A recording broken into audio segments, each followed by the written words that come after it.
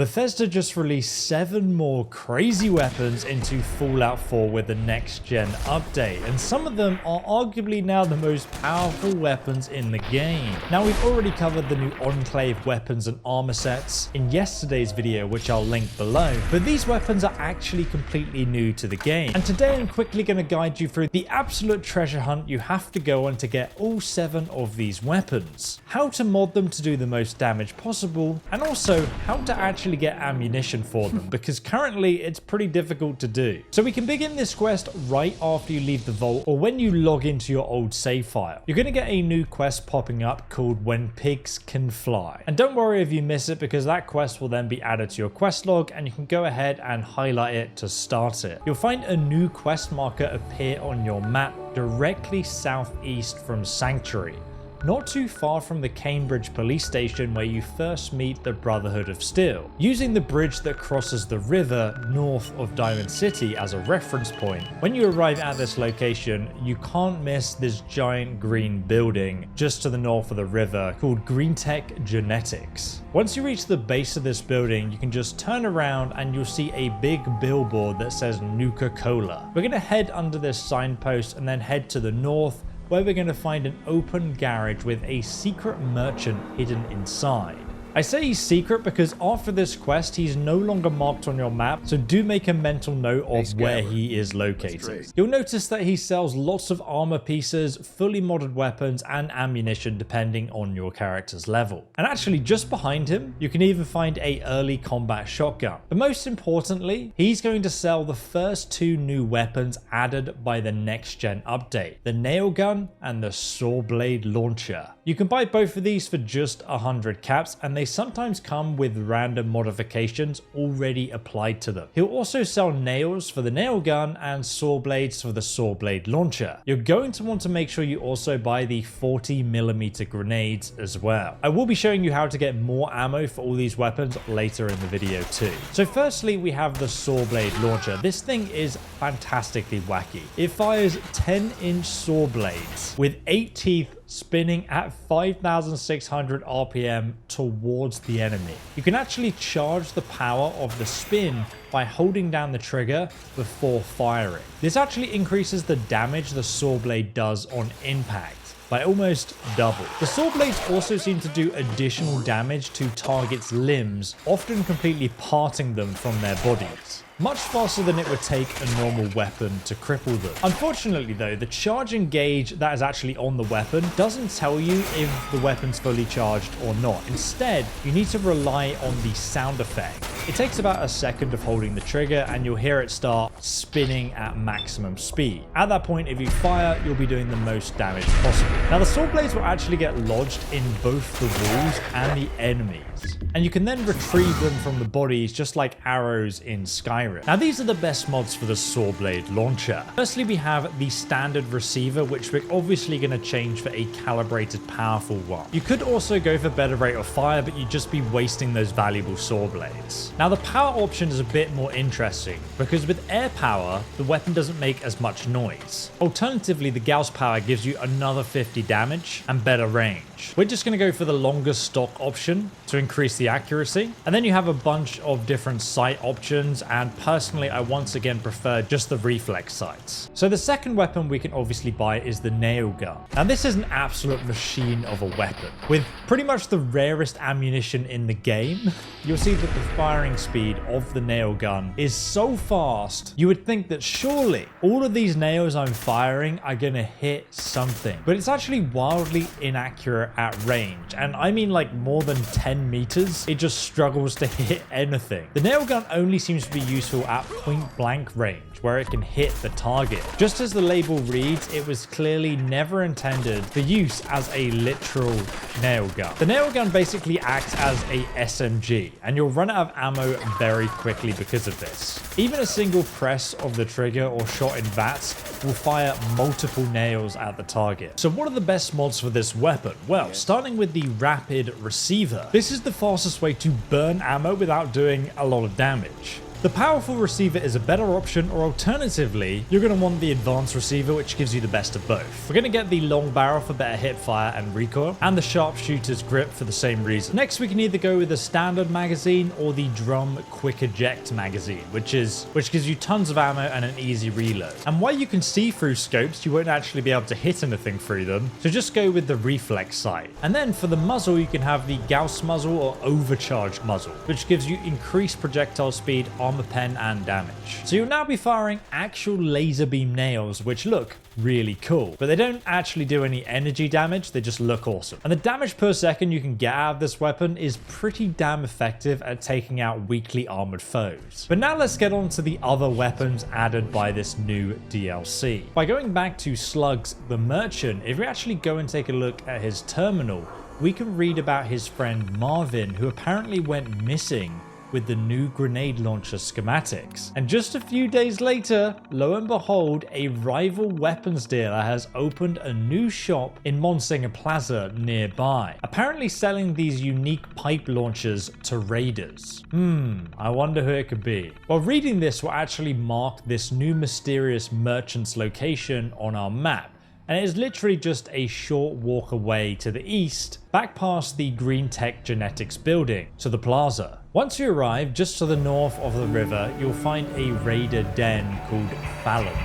This is where you're going to find the raiders' gun shop, and there are raiders outside which we can dispatch easily with our nail gun, if you have ammo for it. We can then head inside the green door building and into the raiders' den, where we'll find a terminal on the left hand side which you can activate to get some fire support. After you've taken out the raiders, come right up the wooden staircase and then go left across the bridge and then left again and up these stairs. Once you get to the top of the stairs, you'll find the gun shop.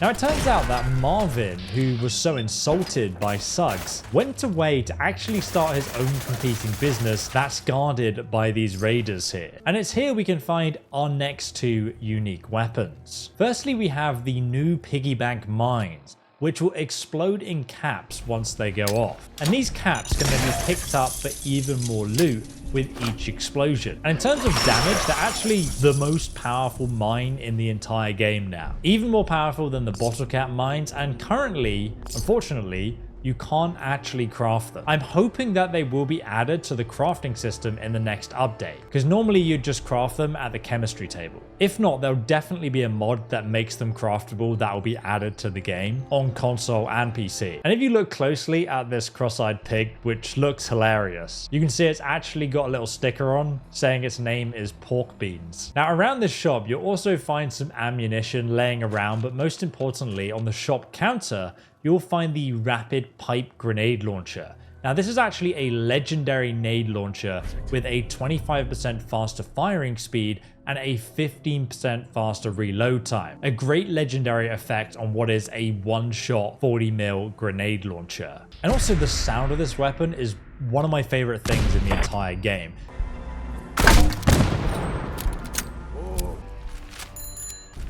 In fact, most of the sound effects for these weapons just sound incredible. Now, the best upgrades for the rapid pipe grenade launcher, we can either increase the fire rate even further. In my opinion, doing more damage with the powerful receiver is the best option. And obviously the long barrel is much better than the short barrel, but it does reduce your hip fire accuracy, but hopefully you're not hip firing. If you do want to hip fire, the sharpshooter's grip's pretty good, or if you want more accuracy, I'd recommend going for the full stock option. As for the scope, I'd highly recommend the reflex sight again. You can also put a bayonet on the end if you like to melee enemies, which is a great backup option, or you can put a suppressor on there, depending on what you like. There's a few different color options here, but the classic boom pipe has the best appearance by far. And obviously don't forget to grab the 40mm ammunition on the counter in the basket here, and you can also get more piggy bank mines on the shelf behind it. And now we can also find the crazy rantings of Marvin in a note on the counter here. And this is going to direct us towards the next 3 weapon locations. I hate Suggs, despise him. He mocks my ideas, tells me they were impractical and a symptom of an underlying mental issue. Well, at least I have ideas. I hate him because for 3 years I gave my sweat, tears and brain cells, helping his boring ideas into reality. But one day I asked him when he'd make me a full-time partner, and he said when pigs fly. Well, I've done it.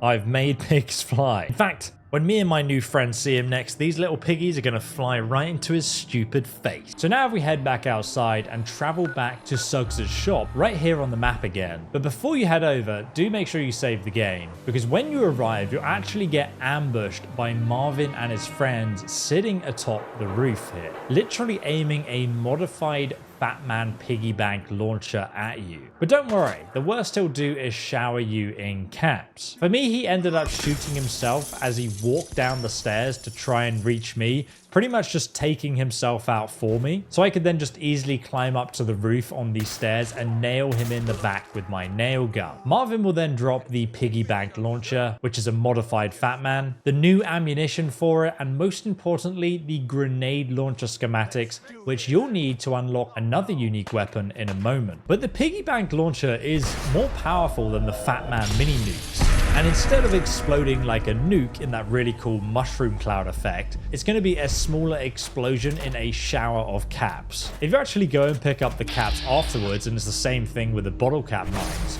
you'll get around 15 to 30 caps on the floor each time, which funnily enough is enough to buy another piggy bank launcher ammo. And it's pretty satisfying to use the ammunition, as it's actually more plentiful and cheaper than finding or buying Fatman ammo, meaning you can pull out the Fatman much more often with this ammunition modification on it. And again, I'll show you where to get more ammo in a moment. But from where you found the piggy bank launcher, make sure you actually head up to the rooftop where the gang members were hanging out to grab even more piggy bank mines laying around here. At this point though, once Marvin is actually defeated, some more of his goons will attack Suggs' shop directly. So you want to head back downstairs, go to his shop, and nade the day. I actually blew up the car in front of his shop, absolutely devastating the enemies standing nearby it. One of the enemies will actually have the unique baseball launcher, which you do not want to miss.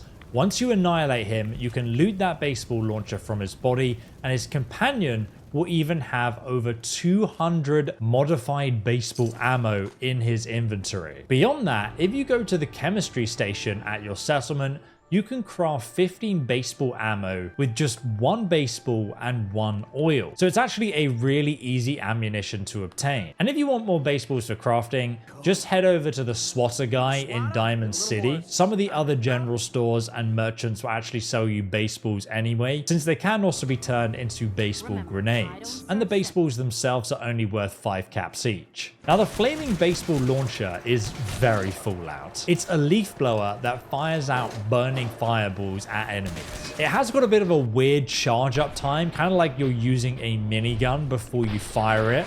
And then instead of just firing out a single baseball, it's kind of like a chain attack of multiple flaming baseballs that are fired at once. So you can't just fire one, you have to fire tons of them. One of the really cool things I noticed about it was if you fire them on the floor or even at enemies, you can then just go and pick up the ammunition afterwards, put it in your inventory and fire it again. And especially if you give it to companions, they'll actually fire that ammunition and you can go and pick up their ammo afterwards. And if you get the trajectory just right, you can still hit far off enemies, especially if you're using VATS to help you out with the aim. We're going to go straight to the improved powerful receiver for the most amount of damage. Now you can have a short barrel on this weapon, but a long barrel gives you superior range and accuracy. We can also add terrible iron sights or a glowing reflex sight. And then for the muzzle, you can actually add a fire nozzle, giving enemies a chance to get set on fire. And now there's several different color options you can choose from. Personally though, I like the baseball one because it has a baseball graphic along the side of it. Finally though, don't forget to give the schematic you stole back from Marvin back to Suggs. It might take a couple of attempts to actually physically give it to him. You can't trade it with him. You kind of have to keep entering dialogue and exiting, and then the game will give it to him. But it will eventually take it from you and reward you with the legendary weapon, the penetrating Chinese grenade launcher rifle. Now this weapon ignores 30% of the target's damage and energy resistance. It can also apparently pierce through power armor like a wet paper bag, according to the lore of the terminal at least. Now if you're wondering what the best modifications are for this weapon, let's take a look. Starting out with the receiver, and then we're going to go for the fluted long barrel for better range and accuracy, and the same with the marksman stock as well. You can also upgrade to a large large magazine which is heavier, but you can fire more ammo. Now currently we have standard sights equipped down the side of the barrel, but there is a ballistic shield option with iron sights, which protects you against the explosive damage. Now, if you do add a muzzle, you will get reduced recoil, but it will reduce the range. Now, the new explosive protection means you can use this weapon at point blank range without blowing yourself up. The side-mounted shield and reloading barrel make this weapon look truly unique too. In fact, I honestly feel like there's more truly wacky, unique weapons in this mini DLC than there were in the entire Fallout game, excluding the DLC, but like the vanilla game. I don't know if you guys agree with that. Annoyingly though, to get ammunition for these new weapons, it can be quite annoying. Currently, you do have a few methods you can use. Firstly, do not forget where Suggs' shop is. It's located just here on the map. If we do head back to him, you can buy nails, piggy bank launcher ammo, saw blades, and the 40mm grenades. He'll sell all these ammo types to you and even more copies of the new weapons you already acquired during the quests. But you can actually farm ammunition from him if you wait 24 hours twice in the nearby chair. That will reset the merchant's inventory of goods for sale, and then after you've waited, you can stand up and you can buy all of that same ammo again. He always restocks it. And luckily, he does normally sell 40mm ammo in stacks of 20, 40 nails, 20 saw blades, and 3 piggy bank ammunition, which is stupidly cheap considering it's more powerful than a fatman mini nuke. I don't think the blast radius is as big though. You can carry on sitting in the chair for 48 hours to reset him repeatedly to get even more ammo from him, but it is quite annoying to do. So other merchants will currently also sell some ammunition too, like this guy in Diamond City. However, they only appear to stock one of the new ammo types at once. There will be another Fallout 4 next gen patch, and hopefully we see them making this ammo craftable or easily buyable, or even adding it to the loot of the in-game world. If not though, there's definitely going to be mods coming out on PC and console that's going to do that. And if you guys want to get unlimited ammo, I actually showed off a really easy method in my starter guide, which I'll link down below in the description. Another method you can use is again giving the Sawblade, nail gun, or baseball launcher to your companion and then just picking up the ammo. That's a lot worse than the one I show you in my starter guide.